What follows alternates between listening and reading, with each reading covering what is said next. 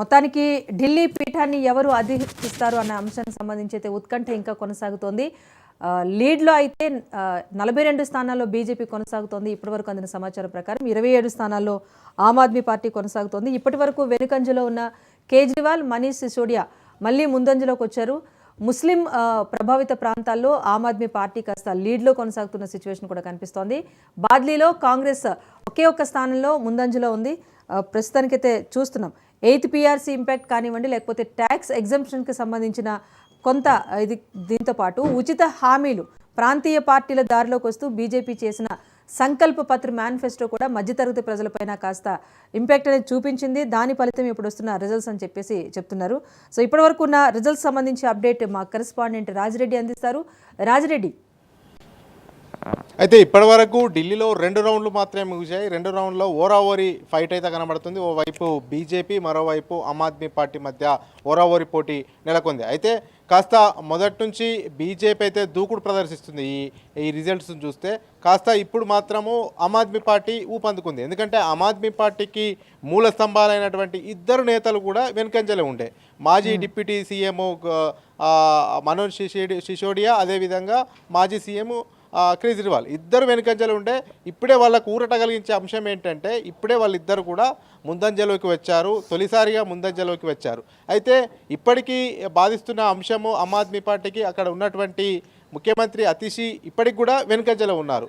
అయితే ఇప్పటివరకు అయితే 2 రౌండ్లు ముగిశాయి. ఈ 2 రౌండ్ల ముగిసే వరకు 42 స్థానాల్లో బీజేపీ ఆధిక్యము, అదేవిధంగా ఆమ్ ఆద్మీ పార్టీ 27 స్థానాల్లో ఉంది. అంటే వ్యత్యాసం కూడా చూసుకుంటే దాదాపు 15 స్థానాల వరకు వ్యత్యాసం అయితే కనిపిస్తున్నటువంటి పరిస్థితి అయితే కనబడుతుంది.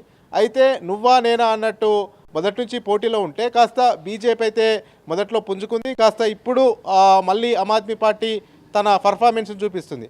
మొత్తానికి చూసుకున్నట్టయితే ఒకవైపు ముస్లింలు కానీ, మధ్యతరగతి కుటుంబ సభ్యులు కానీ, అదేవిధంగా ఎస్సీ కమ్యూనిటీ ఉన్న దగ్గర కూడా బీజేపీ లీడ్ వస్తుంది. అయితే ఇవన్నిటిని ట్రెండ్స్ చూస్తే ఖచ్చితంగా 27 సంవత్సరాల తర్వాత మళ్ళీ బీజేపీ ఢిల్లీ పీఠాన్ని అవరోధించబోతుంది, మళ్ళీ అధికారంలోకి రాబోతుంది అనేది అయితే స్పష్టమైన సంకేతాలు అయితే ఉన్నాయి. ఎందుకంటే ఇప్పుడు పోస్టల్ బ్యాలెట్ చూసుకున్నాము, ఫస్ట్ రౌండ్ చూసుకున్నాము, సెకండ్ రౌండ్ చూసుకున్నాం. ఇలా ఈ 2 రౌండ్లలో కూడా ఇప్పటి వరకు తారుమారు అవ్వట్లేదు. అంటే కొన్ని ఇప్పుడు కేజ్రీవాల్ది కానీ, మనీష్ సిసోడియా కానీ అక్కడ మొదటి నుంచి ఓరావరిగా నడుస్తుంది. నువ్వా నేనా అన్నట్టు నడుస్తుంది. 1000, 1500, 250, 300 ఓట్ల డిఫరెన్సే ఉన్నాయి. కాబట్టి అక్కడ ఆమ్ ఆద్మీ పార్టీ లీడ్లోకి వచ్చింది. అయితే ఇప్పుడు ఓట్ల పర్సెంటేజ్ చూసుకుంటే మాత్రము ఒక 6% ఓట్లు అయితే ఇప్పటికీ బీజేపీ ఎక్కువ ఉంది ఆమ్ ఆద్మీ పార్టీ కన్నా. ఆమ్ ఆద్మీ పార్టీకి దాదాపు 42% ఓట్ బ్యాంక్ పోల్ అయితే ఇప్పటివరకు బీజేపీకి 48% ఓట్ బ్యాంక్ పోల్ అయింది. 6% డిఫరెన్సెస్ అయితే ఉన్నాయి. అయితే ఇప్పటికే చూసుకుంటే తెలంగాణకు సంబంధించి పెద్ద ఎత్తున నేతలు కూడా ప్రచారానికి అక్కడికి వెళ్ళారు. గోల్కొండ హోటల్లో బీజేపీ పదాధికారుల సమావేశం జరుగుతుంది. అక్కడ కూడా బీజేపీ నేతలు హర్షం వ్యక్తం చేస్తున్నారు. ఎందుకంటే పెద్ద ఎత్తున ఇక్కడ నుంచి కిషన్ రెడ్డి, బండి సంజయ్ వెళ్ళారు. వాళ్ళు పర్యటించినటువంటి నియోజకవర్గాల్లో కూడా బీజేపీ సభ్యులు గెలుపొందినట్టు ముందంజలో ఉన్నట్లు సమాచారం. ఈ యొక్క నేపథ్యంలో వాళ్ళకు కూడా ఫోన్లు చేస్తూ శుభాకాంక్షలు చెప్పినట్టు కూడా తెలుస్తుంది.